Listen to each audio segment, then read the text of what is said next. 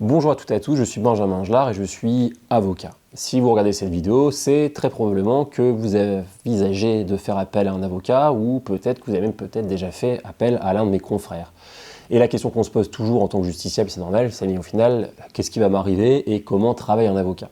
Le but de cette vidéo, c'est vraiment de vous expliquer un peu les coulisses, le travail de l'ombre, de comment travaillent les avocats. Alors chaque avocat travaille un peu différemment, mais en réalité, il y a vraiment des traits communs dans l'appréciation et le travail des dossiers. Vous allez chez un avocat pour la première fois, on vous accueille, vous attendez en salle d'attente, et ensuite on vous amène en salle des réunions, comme ici dans les différents bureaux, ou directement dans le bureau personnel de l'avocat.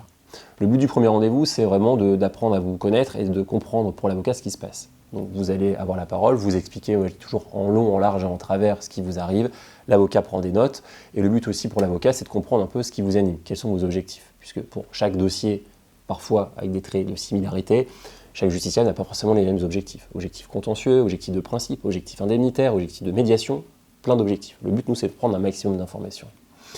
À l'issue de ce premier rendez-vous, l'avocat va vous demander de lui transmettre l'ensemble de votre dossier.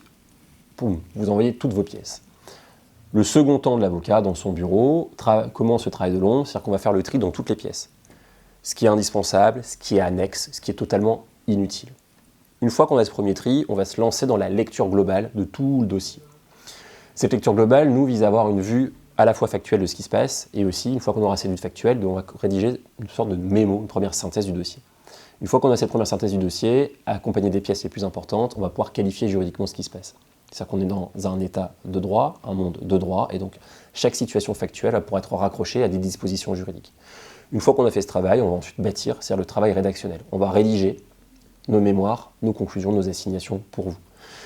On rédige d'abord la partie factuelle, puis on va faire une sorte d'arbre, une carte mentale des différents moyens juridiques qui s'appliquent à votre situation. Une fois qu'on a identifié les moyens juridiques, on va creuser la question de chaque moyen juridique. On va aller rechercher les jurisprudences, les décisions qui s'appliquent à votre cas, la doctrine, c'est-à-dire les articles des universitaires qui s'appliquent à votre cas, et on va rédiger. Une fois qu'on a fait ce travail de rédactionnel et ce travail de lecture, une fois, deux fois, trois fois, quatre fois, 5 fois, seul, puis une lecture croisée avec des collaborateurs pour être sûr qu'on n'a rien oublié, on va vous envoyer l'ensemble du projet que vous allez pouvoir valider ou amender, vous nous le retransmettez, nous on recorrige, et une fois qu'on s'est mis d'accord sur les écritures, on les envoie au tribunal. Voilà pour ces quelques observations sur comment travaille un avocat. Pour plus d'informations, n'hésitez pas à me contacter ou à scanner le QR code que vous voyez derrière moi sur cette vidéo et je vous dis à très bientôt.